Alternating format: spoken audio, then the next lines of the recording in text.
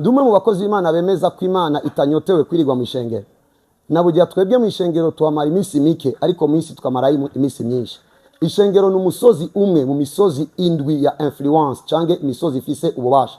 Umusozi wa mbere nitwo icyo twita ishengero. No musozi munini ko n'umusozi Siyoni. Niho turi, niho tuba, niho Imana yicaye. Ariko iyo tuvuye mu ishengero tugiye mu makarti. Aha mbere tugiye ni mu miryango. Hari umusozi witwa umuryango. Si entertainment gusa rero n'imiryango turayishira imbere cyo gituma abantu bambona n'abana banje ndiko ndabigisha ngabashira kubimenyesha makuru mba ngomba kwerekana umuco wa Kristo muri famille n'umusozi w'umuryango.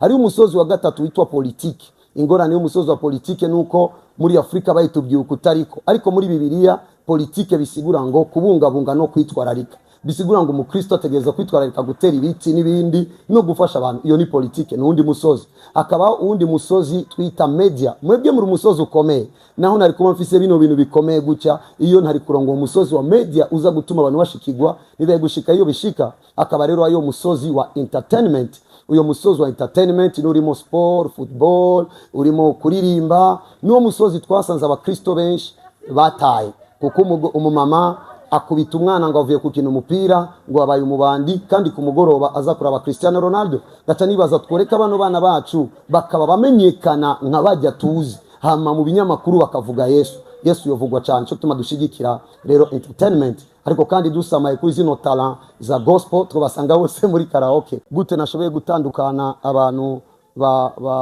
bazwi cyane n'abatazwi cyane. Kenshi iyo habaye competition usanga hibutswe abasanzwe bamenyekana. Ivyo birafasha kugira ngo dutere intege uwamaze gukora. Ariko utarakora wewe nataronga uwumukurayo azokora ryari. Umutima rero wari uwo yuko abamaze kumenyekana tubashimire. Nababwiye yuko ari ndagahende. Murumva ko nabajije ikibazo namwe muzonyishura rero muzombwiye ndagaha nimba muzokwikoranya mwese abamenyesha makuru mukambira ngo gahe kanaka. Abapastori bakacavuga icyo tumare abapastori nga bakavuga ngo uyu aragakwiriye. Okay, tukamwe yigendere. Nico rero cyo tumazitwa ndagahende. Kazo bari gushimira umuntu abantu bazohitamo ko dushimira. Hama kubijanye rero na bajya bandi bazokora competition hariho ubushimwe bwabo.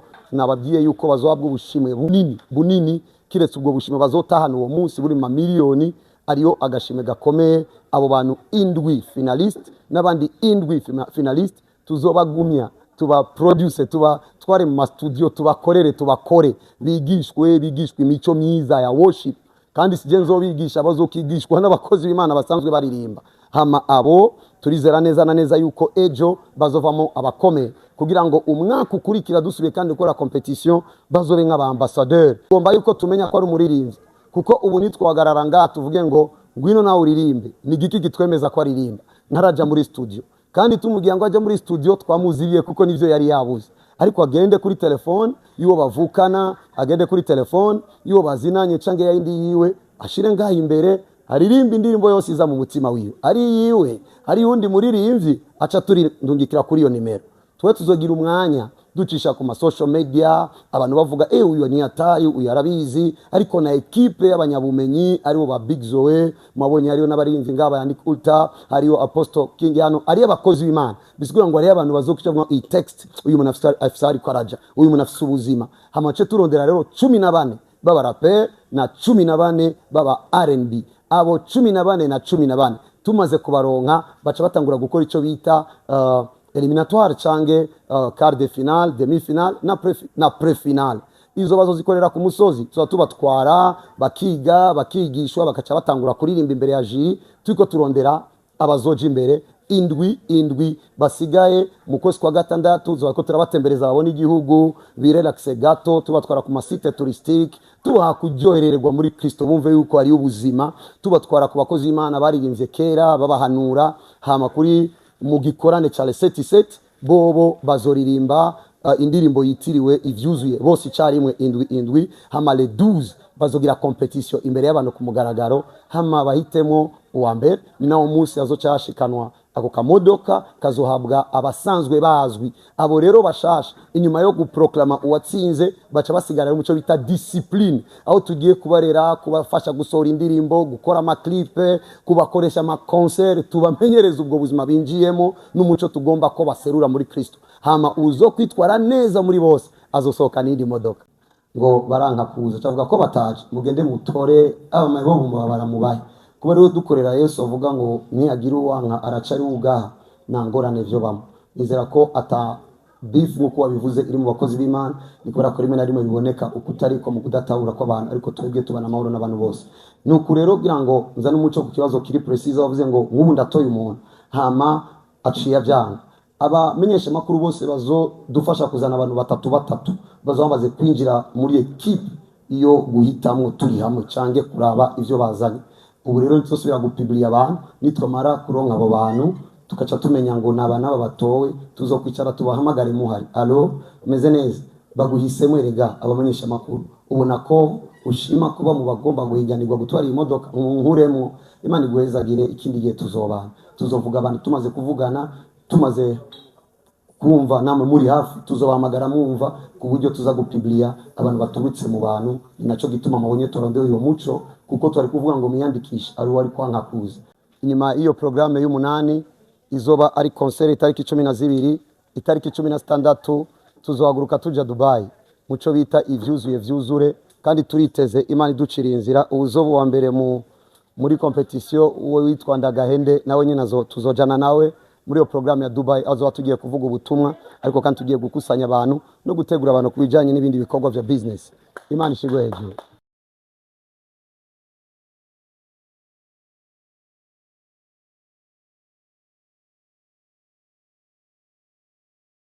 Ibikorwa bigiye kuba muri amezi 3 n'umugambi munini wivuga butumwa witwa imiliyoni y'abantu kuri Yesu Kristo. Ico nico tugomba gushikako, uwo ni umutima uturimo, ico nico tunyotewe.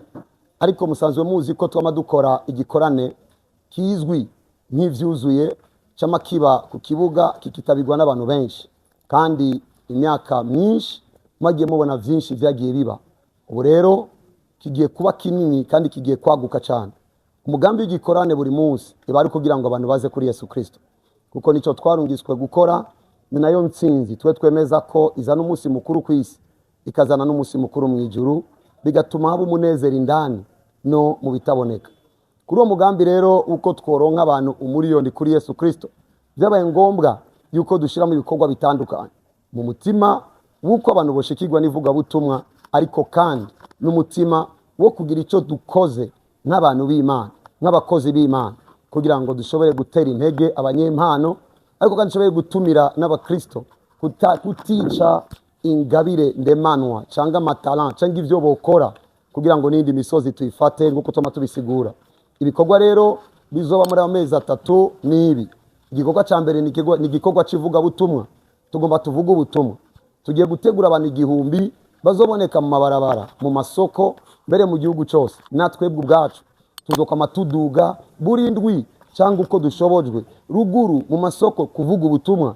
Turitegeye kubona abantu benshi bakizwa, kuko naciza nko gukizwa na cyane nk'abantu twavuye maboko y'isi. Turazi neza ko iciza umuntu yoronka akamererwa neza ni Yesu Kristo wenyene. Hama abo bantu wumva kugira ngo abantu miliyoni bashobore gukizwa no kuba washikiriye amamiliyoni y'abantu benshi. Muri ivyo rero twashoboye gutegura ama evenement menshi. Twanse kugira ngo twabiteguye kugira ngo abantu baryoherwe, baraza kuryoherwa, ariko kandi bamenye ko tweco turondera nuko abantu bakizwa nabo nyine bavyumvire.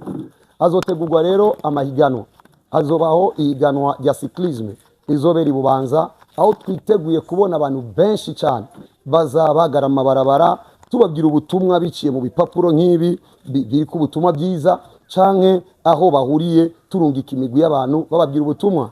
Ikindi kizoba hazoba championnat ya football, iyo izoba mu amashengero y'Ingozi, Gitega, Bujumbura Nord na Sud. Abo bazohiganwa turondera uwa mbere w'Ingozi, uwa mbere w'Igitega, uwa mbere wa Nord Bujumbura n'uwa mbere wa Sud Bujumbura. Hama abo bantu iyo migwi ine imanuka Bujumbura, abaruguru tubafatira hotel bakine finale. Uwa mbere azohabwa agashimwe katari munsi miliyoni 3, kuko igihe dutanze ubushimwe tuvuga miliyoni 3 kugeza ku miliyoni 7, bisigura ngo hari agashimwe gafadika. Hazoba ikindi kintu gikomeye, hazoba ico bita marathon, abantu bazokwiruka bijya byo kwiruka vya cyclisme, byo kwiruka vya n'amaguru cyclisme twayivuze. Abantu bazokwiruka bahiganwa, uwa mbere kandi azohabwa agashimwe keza cyane. Kiretse ico dufite ibindi bintu byinshi tugomba dukorere muri iyo programme, hariho ikintu ca ico bita ndagahende. Ndagahende ni kimwe mu bintu abantu bibaza ngo bizogenda gute. Nako mwakabonye nako kamodoka nico kibazo. Ako kamodoka twakitiriye ndagahende. Je nabajije ikibazo. Nubu benshi barambaza ngo mbega uzogahande. Erega je nababajije ndagahende. Iyo ndagahende rero twiteze mwebwe abamenyesha makuru, abanyagihugu, abantu batubwire gahe kanaka uwo bazohitamo tuza tukamuha bisiga ngo nyenewe ko arahari. Azoba kandi indi competition aho dufise umutima wo kurondera abaririmbyi bashasha batigeze bamenyekana na rimwe, batigeze basohora indirimbo hano na hamwe. Bazo rungika indirimbo kuri no nimero ya telefone kugira ngo tugendereko. Ino nimero ya telefone, haleluya, bazorungika indirimbo kuri no nimero ya telefone aho umwe wese aririmba umunota umwe agaca rungika kuri WhatsApp ku nimero guteranya amajana 257 79 69 88 68 plus 257 79 69 88 68. Bazorungika akaririmbo baririmbye bifashe na telefone umunota umwe. Turasikoze izo zari nyinshi. Hama muri izo tuzotora indirimbo 14 z'abaririmba rap n'indirimbo 14 z'abaririmba R&B. Tuce dutangura eliminatoire aho hazobaho quart de finale, demi finale, nico twokwita pre-finale. Dukurako babiri batatu aca yasigara indwi mu baririmba R&B n'indwi mu baririmba rap. Abo ce dutangura kubategura baganirizwe n'abakozi b'Imana bigishwe batera intambwe. Abo rero tuzorangiriza programme yabo muco bita concert izo bitariki 12 z'ukwezi kw'indwi aho tuzobahera ubushimwe bufadika. Abo ubushimwe bwabo ni bwinshi. Twifuza yuko tubaho ubushimwe bufadika kuri uwo munsi, ariko kandi tugomba tuce tubagumana amezi 5 cyangwa amezi 7 bariko barabaforme bakorerwa ama album hamuzo kwitwara neza muri abo bose nawe nyene azotana yindi modoka. Umutima wacu nuko abo bantu ejo bazobe abahimbazamana bari ekipe bazogira imyanya ikwiye n'abakozi b'Imana n'abasanzwe bararimvye imbere yabo kugira ngo tubandanye turonga ingabire zikorera Imana muri kino gihugu. Ico nico kindi gikorwa kizoba gikoretse ico twise competition ya rap cange ya R&B. Hama ikindi ni ico bita ivyuzuye crusade itariki indwi z'ukwezi kw'indwi muri terrain ya zone Kinama. Abantu bazoba buzuye baje kubona ukukora kw'Imana. Yoyo yubu uwo munsi yitwa rendez-vous y'Imana n'abantu kwisi aho twizera kw'Imana ubwayo izo kwiyereka abantu benshi itariki indwi z'ukwezi kw'indwi. Hama itariki 12 kuko kenshi itariki indwi igihe twatanga ubushimwe twasanga hatabonetse umwanya mwinshi wo gusengera abantu kandi babaje banyotegwa gusengerwa. Tugira rero indi program izo bitariki 12 z'ukwezi kw'indwi aho twiteguriye ko tuzokora muri Source du Nil. Nico tugomba gukora. Hama uwo munsi uzo ari umunsi wo gutanga ubushimwe kuri abo baririmbyi baririmba bahiganwa twatumiye n'abandi kugira ngo bibibiye vyiza. Ivyo nivyo twaje kubamenyesha. Mbega twaje kubasabiki, twaje kubasaba ngo kino gikorwa tugiterure twese. Tugiterure twese mwebwe nk'abamenyesha makuru gishikira abarundi bose, gishikira umuntu wese ashoboye kucumva kuko nitwashikana benshi kuri Kristo twese tuzokwibuka. Ariko kandi muvyibuke abanyempano bibutswe muri wa mugambi twamatuvuga. Hari imisozi myinshi ariko hari umusozi abakristo bibagiye uwo twita umusozi wa entertainment, inkino n'imico kama. Turakeneye uko uwo musozi abakristo bawusubirako bagakina umupira kuko dukizwa ivyaha dukizwa gukina umupira, bagasubira kwiruka bagagira cyclisme. Je rero nk'umuntu Imana angiriye ubuntu ikangira igicapo uwumbonye akabonabonye umukozi w'Imana, ivyo bumvise ko nijiyemo ndazi ko ari igikorwa cyo gutumira benshi. Imana ibahezagire n'ivyo twatumiye kugira ngo tubabwire muragahezagirwa n'Imana. Ikibazo canje ni iki mbega ko mwavuze ati abantu bazifata indirimbo bakoresheje telefone. Izo ndirimbo zizoba ari indirimbo zamaze gusohoka ziri official mu bantu cyane azoba ari indirimbo bazoba bakompoje uwo mwanya nyene zishobora kuja muri iyo competition. Mbega ho bariho ikibazo ca kabiri, mbega ho bariho kritere zo kugira hakogwe izo ndirimbo kugira indirimbo ishobore kwemerwa kuja muri competition. Murakoze. Mwafashe amakategori abiri ni R&B na rap. Mwavuze muzoga hande. Mbega bizogenda gute kugira mushobore kumenya uwo muzogaha mu gihe mwafashe kategori zibiri cyangwa hariho ubundi bushimwe butandukanye? Hama ikindi muri ishengero novuga ngo rishira imbere cyane entertainment. Ico cimviro cavuye kuki canke coba cavuye ko namwe mwigeze kuba muri entertainment cyane mu mudiho wa novuga wa Sekira. Icyo cyimviro cavuye he kugira ngo mushobore guteza entertainment na imbere entertainment na cyane muri gospel? Reka nishure naho nciye nuzuza iki 9 ntavuze kubera ko kizobera kure. Ubundi muri zo program, inyuma iyo program y'umunani izoba ari concert itariki 12, itariki 16 tuzohaguruka tuja Dubai muco bita ivyuzuye vyuzure, kandi turiteze Imana iduciriye inzira. Uzoba wa mbere muri competition uwe witwa Ndagahende, nawe nyine tuzojana nawe muri iyo program ya Dubai. Azoba tugiye kuvuga ubutumwa, ariko kandi tugiye gukusanya abantu no gutegura abantu kubijanye n'ibindi bikorwa vya business. Imana ishigwe hejuru. Imana izodushoboze byose. Ariko reka ikibazo yabajije ubwa mbere, yavuze ngo ayo mafaranga ko ari menshi. Birumvikana nanje igihe narije kwandika mparuye ayo mafaranga yababa miliyoni 150 ni miliyoni 239, urumva n'ama imprevinal. Nanje navuze Mana ibintu ko ari menshi, ariko ijwi ryanyemeje ryari rimwe gusa. Mu ijuru igihe batanze Yesu nibigeze biyumvira kuco bagomba batange, biyumviriye kuco bagomba baronke, biyumviriye ku bantu bakizwa. Hama kuba dukeneye ko abantu bakizwa muri uyu mugambi biragoye ko no yita menshi ku Mana yatanze Yesu. Rero ico nizera ni kimwe, Imana ifise abantu, jewe ndi wa mbere nawe uri wa kabiri n'abandi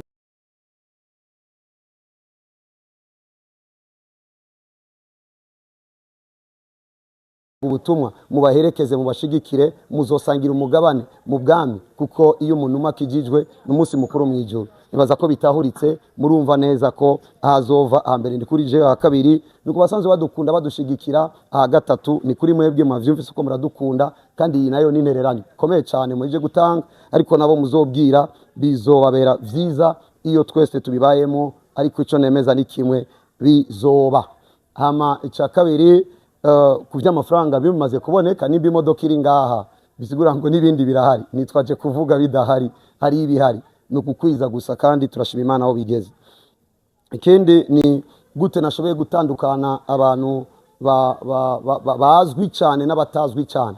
Kenshi iyo habaye competition usanga hibutswe abasanzwe bamenyekana. Ivyo birafasha kugira ngo dutere intege uwamaze gukora, ariko utarakora wewe nataronga uwumukurayo azokora ryari. Umutima rero wari uwo yuko abamaze kumenyekana tubashimire, nababwiye yuko ari Ndagahende. Murumva ko nabajije ikibazo, namwe muzonyishura. Rero muzombwiye Ndagaha, nimba muzokwikoranya mwese abamenyesha makuru mukambira ngo gahe kanaka, abapastori bakacavuga ico tumare abapastori ngaha bakavuga ngo uyu aragakwiriye, okay tukamwe yigendere. Nico rero cyo tumavyitwa Ndagahende, kazo bari gushimira umuntu, abantu bazohitamo ko dushimira. Hama kubijanye rero na bajya bandi bazokora competition, hariho ubushimwe bwabo.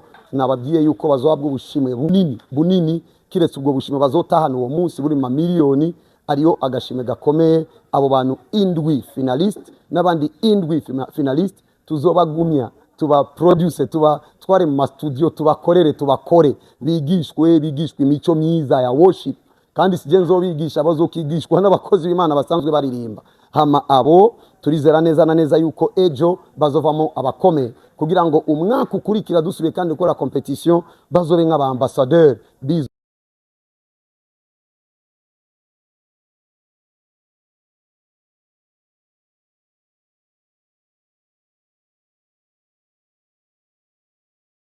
gomba yuko tumenya ko ari umuririmbyi, kuko ubu nitwagarara ngaha tuvuge ngo ngwino nawe uririmbe, ni giki gitwemeza ko aririmba? Ntaraja muri studio, kandi tumubwira ngo aje muri studio twamuzibiye kuko nivyo yari yabuze. Ariko agende kuri telefone yuwo bavukana, agende kuri telefone yuwo bazinanye cange yindi yiwe, ashire ngaha imbere aririmba indirimbo yose iza mu mutima wiwe, ari yiwe ari undi muririmbyi, aca turi ndungikira kuri iyo nimero. Twe tuzogira umwanya ducisha ku ma social media, abantu bavuga uyu ni atayi, uyu arabizi, ariko na equipe y'abanyabumenyi aribo ba Big Zoe, mabonye ariyo n'abarinzi ngaba yandi Ulta, ariyo Apostle King, hano ari abakozi b'Imana. Bisigura ngo ari abantu bazokuca i text, uyu munafisari kwaraja, uyu munafisi ubuzima. Hamace turondera rero 14 baba rapper na 14 baba R&B. Abo 14 na 14 tumaze kubaronka, baca batangura gukora ico bita eliminatoire cange quart de finale, demi finale na pre-finale. Izo bazozikorera ku musozi, tuba tubatwara bakigishwa, bakaca batangura kuririmba imbere ya jury, turiko turondera abazoja imbere indwi basigaye mu kwezi kwa gatandatu tuba ko turabatembereza babona igihugu birelaxe gato tubatwara ku masite touristique tubaha kuryohererwa muri Kristo bumve yuko ari ubuzima tubatwara ku bakozi b'Imana baririmbye kera babahanura hama kuri mu gikorane cya Le 7 bobo bazoririmba indirimbo yitiriwe ivyuzuye bose icarimwe indwi hama le 12 bazogira competition imbere y'abantu ku mugaragaro hama bahitemo uwa mbere ni nawo munsi azocashikanwa ako kamodoka kazohabwa abasanzwe bazwi abo rero bashasha inyuma yo guproklama uwatsinze baca basigara mu cyo bita discipline aho tugiye kubarera kubafasha gusohora indirimbo gukora ama clip kubakoresha ama concert tubamenyereza ubwo buzima binjiyemo n'umuco tugomba ko baserura muri Kristo hama uzo kwitwara neza muri bose azosohoka n'indi modoka hama kritere rero nizo nazivuze n'indi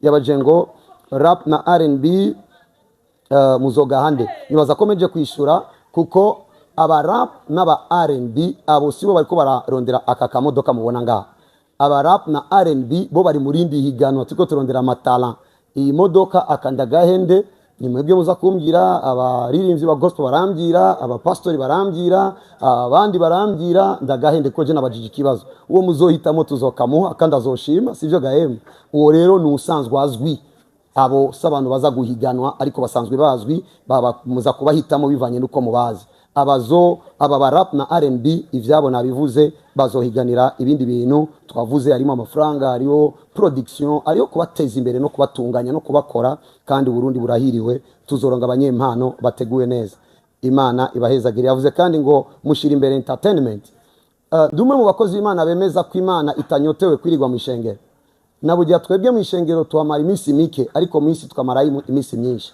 ishengero n'umusozi umwe mu misozi indwi ya influence cange imisozi ifise ububasha umusozi wa mbere nitwo inco twita ishengero no musozi munini ko n'umusozi Sioni niho turi niho tuba niho Imana yicaye ariko iyo tuvuye mu ishengero tugiye mu makarti aha mbere tugiye ni mu miryango hari umusozi witwa umuryango si entertainment gusa rero n'imiryango turayishira imbere cyo gituma abantu bambona n'abana banje ndiko ndabigisha ngabashira kubimenyesha makuru mba ngomba kwerekana umuco wa Kristo muri famille n'umusozi w'umuryango hari umusozi wa gatatu witwa politiki ingorane y'umusozi wa politiki nuko muri Afrika bayitubyuka utariko ariko muri Bibiliya politiki bisigura ngo kubungabunga no kwitwararika bisigura ngo umukristo ategereza kwitwararika gutera ibiti n'ibindi no gufasha abantu iyo ni politiki n'undi musozi akaba uwundi musozi twita media mwebwe muri umusozi ukomeye naho nari kuba mfise bino bintu bikomeye gucya iyo ntari kurongo umusozi wa media uza gutuma abantu bashikirwa nibaye gushika iyo bishika akaba rero ayo musozi wa entertainment uyo musozi wa entertainment n'urimo sport football urimo kuririmba n'uwo musozi twasanze abakristo benshi bataye kuko umumama akubita umwana ngo avuye kukina umupira ngo abaye umubandi kandi ku mugoroba aza kuraba Cristiano Ronaldo gaca nibaza tworeka bano bana bacu bakaba bamenyekana nka bajya tuzi hama mu binyamakuru bakavuga Yesu yovugwa cyane cyo tuma dushigikira rero entertainment ariko kandi dusamaye kuri zino talent za gospel twabasanga bose muri karaoke dutegerezwa rero gukora uko dushoboye kugira ngo mu myaka ikurikira ukura avuge ngo nanje nzotwara ivyuzuye award kugira ngo uriko arakora avuge ngo ndafisi ico ndindiriye nico hakaba n'undi musozi wa business imisozi rero niyo ariko igikuru nuko tugomba ko muri yo misozi yose Imana yoba nini murakoze kubera ko abantu ari benshi kandi vy'amabiba abantu bagakizwa ariko nibakurikirana ico cyo ni kibazo ciza kucibaza ariko tucicayeko nituzokwigira tuvuga kandi nivyo koko sivita habaye nibokura ariko Imana nayo tukiye kwigirira confiance icambere tugiye kubabwira ubutumwa kuko Yesu yatubwiye ngo tubabwire ubutumwa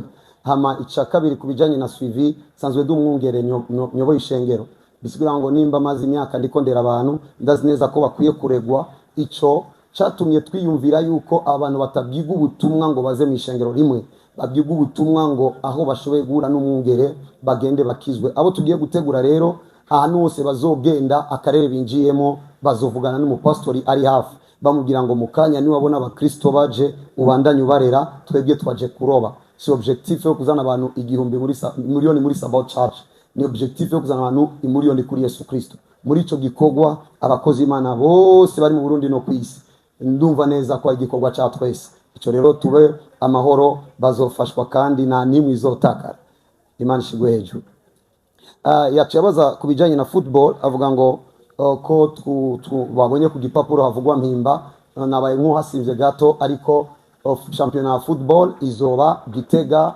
Ngozi, izoba Bujumbura Nord Sud, hariyo na shampiyona cange tournoi izobera mu Mpimba. Imyiteguro irahari, vuba baratangura.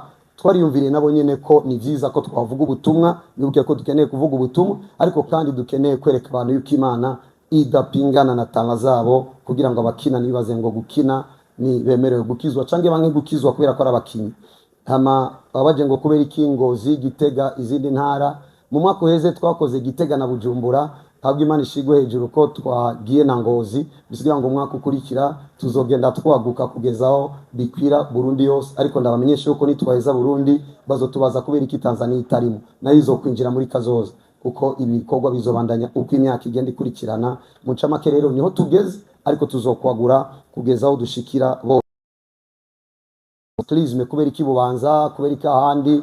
Bubanza asanzwe ari amaclub, biramenyerewe, ni gikorwa ca mbere gihuza abantu benshi cyane aho hantu. Rero twebwe ca mbere mwibuke twari dukeneye ahantu wahurira abantu benshi, kugira ngo tubahe bino bipapuro vy'ubutumwa byiza, tunababwira ubutumwa byiza, cyo tuma twahereye ngaho. Ariko n'izindi ntara zizoshikirwa, na cyane cyane ko twavuganye nabo muri cyclisme, naho bazogira umunsi wabo kuvyivugira, aho bazokora ibiganiro vyiyaguye ku bw'ivyo, bazobabwira ukuntu biteguwe n'ukuntu uzokorana nabo buri mwaka kugezaho ivyuzuye yinjira mu mashampiyona yemewe mu gihugu, maze tukabira umugisha abantu benshi n'igihugu cacu.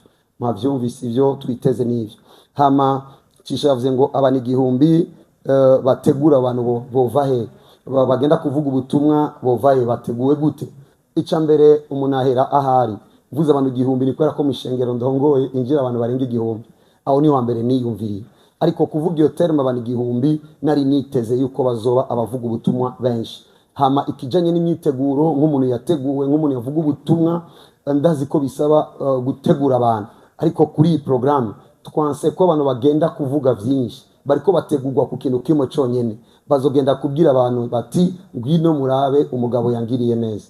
Ni ubutumwa bufatiye mu nkuru ziri mu gitabo ca Yohana gice ca 4, ujya mugore umusamariyakazi yabwiye abantu ngwino murabe uwambwiye ivyanje vyose. Nabo bazogenda bashinga intare, batarinda kuzunguruka hariya bavuga ngo nari umusambanyi, Yesu yarampinduye. Bagahera ngaho bakemeza abandi, ibindi bizobandanya abakozi b'Imana. Cyo tuma turi kumwe n'abakozi b'Imana ngaho, kugira ngo mumve uko atari gikorwa ca Joshua, ari gikorwa c'ishengero, ni gikorwa ca Kristo muri rusange.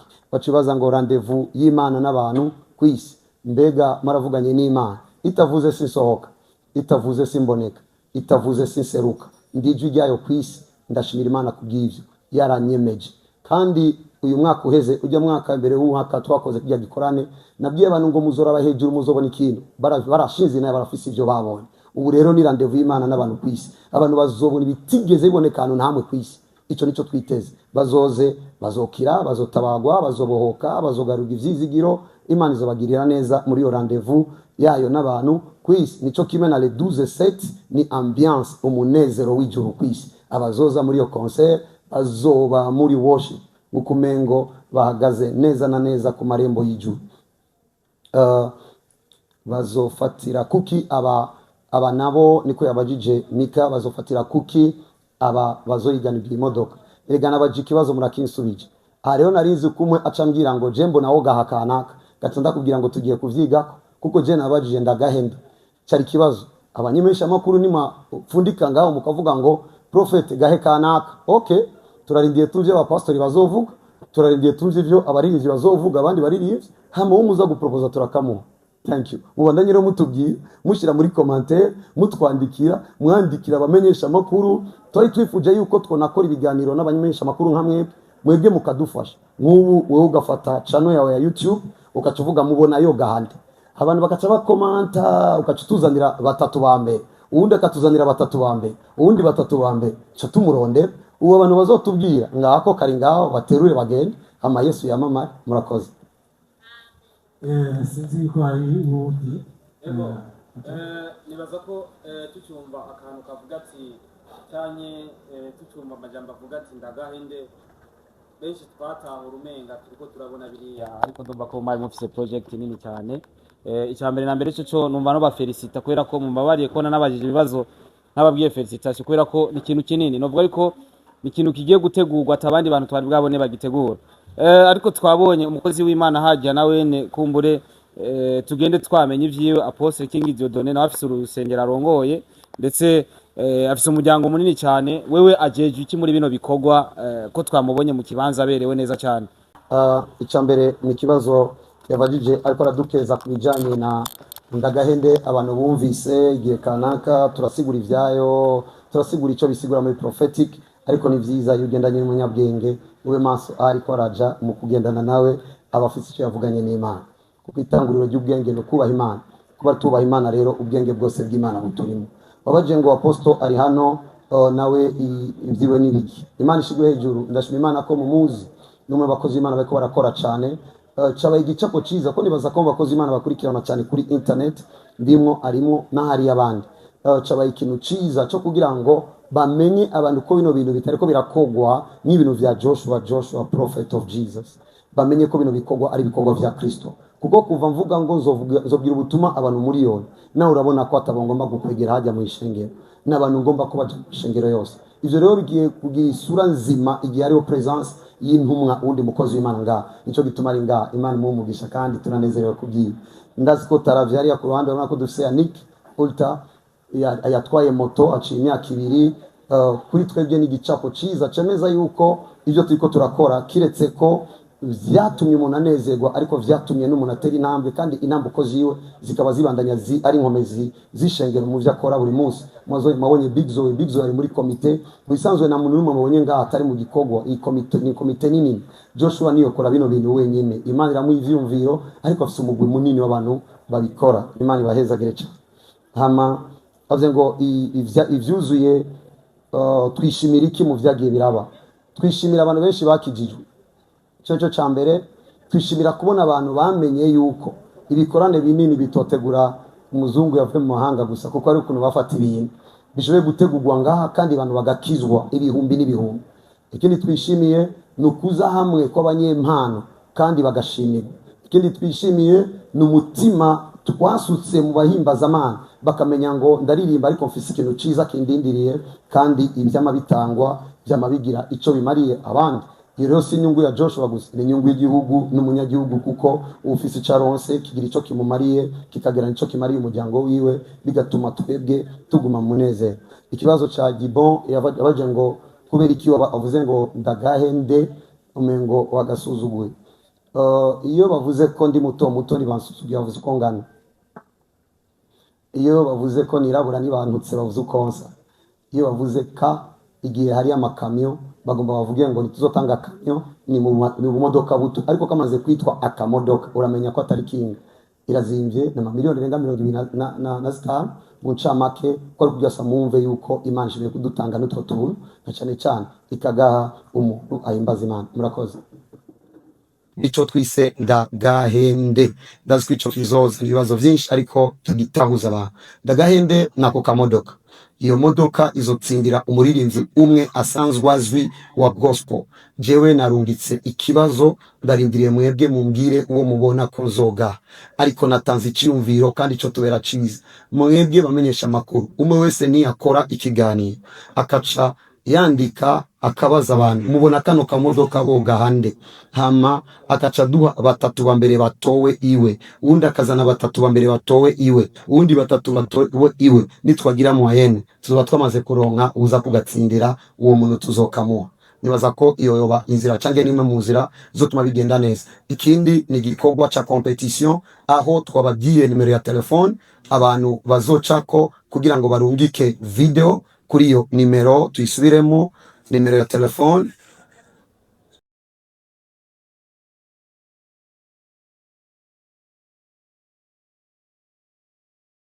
nturenze umunota umwe uturungikira twebwe, ama tuzoshira ku social media kugira ngo abantu babone izo talent. Hama muri abo benshi tuzotora 14 baririmba R&B, 14 baririmba rap, hama cyo tubatwara buri wa gatandatu ku musozi kugira ngo tugire quart de finale, demi finale, hama na pre-finale, aho tukura babiri batatu, haca hasigara indwi baririmba R&B, indwi baririmba rap. Hama dutangure kubategura bagira imyanya mu babone, tubatware mu matuwa mu Burundi babone igihugu. Hama inyuma y'ivyo tuzoca tugira icyo bita le 7 mu gikorane bazokora iki bazorimba indirimbo yitwa ivyuzuye ariko le 12 itariki indwi ukwezi kw'indwi itariki 12 kuri source diniriyo tugomba ko bibera bazoririmba turabe uwa mbere muri abo uwa mbere azohabwa agashimwe ku buryo bufadika miliyoni atari munsi miliyoni 3 hama kuwa mbere hama mu nyuma cyo tubategura tugumane nabo hama uzo yifashe neza cange muri abo bose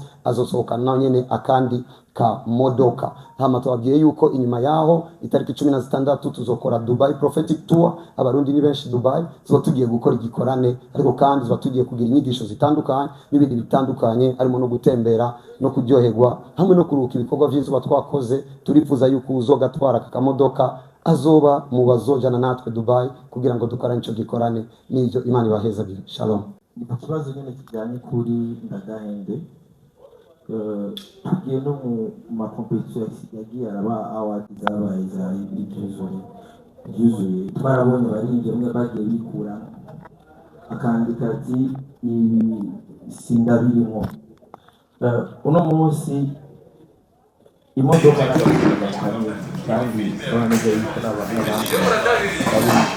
wabaye mu cyo gutanga ubuzima hagaciro buza ingabire dufise mugabo birababaje ubonye ati twebwe mwadutumye ati tubaza ati mubona yoga handi nkeneye kumenya amamezure mwafashe ku buryo abo twebwe twohitamo nibazo abantu bavuga bati je nako nkeneye kuko ndashobora guhitamo umuntu nkacavuga ati oje nahisemo tugamuzana n'akana naka mu nyuma nkabona avuze ati jewe iyo modoka kuko on sait jamais hama mashengero cyangwa iki haraba amabifu entre vous abakozi b'Imana ushobora gusanga kwa pasteur naka ni muhuze niwe twe twahisemo umuvyeyi we agaca mubwira ati iyo modoka itanzwe kwa Joshua ntayo dukeneye umuntu reka biza ko impacta ya award nyene nkeneye kumenya rero ingene mwabitunganije ku buryo tutazobona ico kintu ku buryo ubushimwe buriko buratangwa buriko burakuza ino industry yacu na entertainment guguma ubushimwe bw'agaciro aho atabantu baze barabwikoramo murakoze.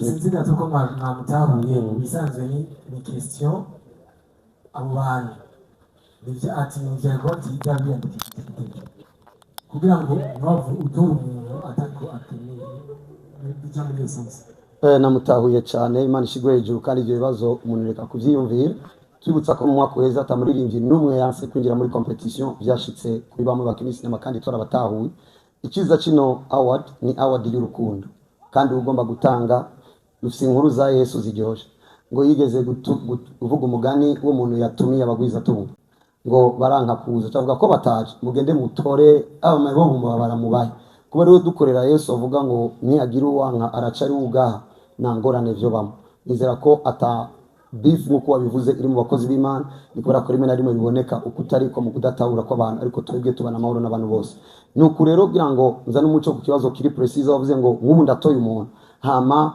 aciye avyanga abamenyesha makuru bose bazo dufasha kuzana abantu batatu bazo bamaze kwinjira muri equipe iyo guhitamwo turi hamwe cange kuraba ivyo bazanye ubu rero ntosubira gupublia abantu nitwamara kuronka abo bantu tukaca tumenya ngo nabana babatowe tuzokwicara tubahamagare muhari allo meze neza baguhisemo erega abamenyesha makuru ubona ko ushima kuba mu bagomba guhiganirwa gutwara iyi modoka nkuremo Imana iguhezagire ikindi gihe tuzovuga abantu tumaze kuvugana tumaze kumva namwe muri hafi tuzobahamagara mwumva ku buryo tuza gupublia abantu baturutse mu bantu ninaco gituma mabonye torondeo uwo muco kuko twari kuvuga ngo miyandikisha ari wari kwanka kuza twari kuvuga ngo reka twandike aho tugomba bari kuvuga ngo murabona yahisemo abasengera amashengero y'abajene bagenzi biwe ariko iyi nzira niyo yonyine iza gutuma inyishu iza kubiya twese hama Kristo gashigwa hejuru urakoze.